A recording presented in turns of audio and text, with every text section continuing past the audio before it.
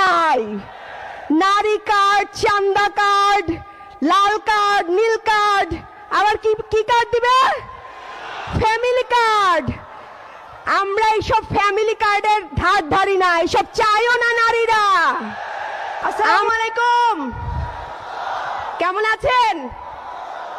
সরাসরি কথায় চলে যাই। সামনে ভোট। আমাদের এই ভোটকে বানচাল করার জন্য জোটের গণজোয়ার দেখার পরে এক দলের ঘুম হারাম হয়ে গেছে। সেই জন্য তারা নারী কার্ড ব্যবহার করছে।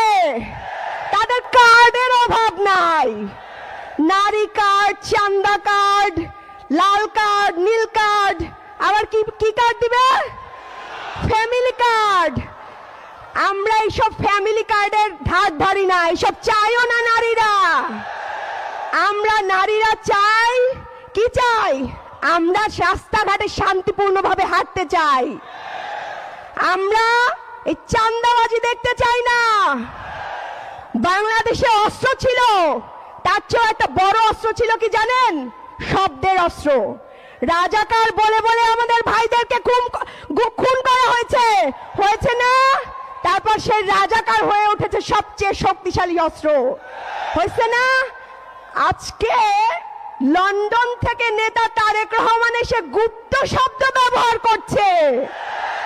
এই গুপ্ত শব্দ রাজাকারের চেয়েও শক্তিশালী শব্দ হয়ে উঠবে ইনশাল্লাহ। এই গুপ্ত শব্দ দিয়ে আমরা জোটকে ইনশাল্লাহ বিজয়ের পক্ষে নিয়ে যাব ইনশাল্লাহ। শুনেন, এইসব শব্দের রাজনীতি খেলেন না, এগুলো শেষ হয়ে গেছে। আপনি যখন লন্ডন থেকে আসছিলেন, তারেক রহমান যখন লন্ডন থেকে আসছিলেন, তখন আমরা অনেক আশা নিয়েছিলাম যে উনি বোধহয় দেশের উন্নয়নমূলক কাজ করবেন, ভালো কথা বলবেন। কিন্তু তিনি কোন স্তরের কথা বলছে সেটা আমার বলতে দ্বিধা লাগছে। একজন নেতার মুখে, ওই স্তরের নেতার মুখে এরকম গুপ্ত শব্দ মানায় না। এইসব এক শব্দে হাসিনার পতন হয়েছে।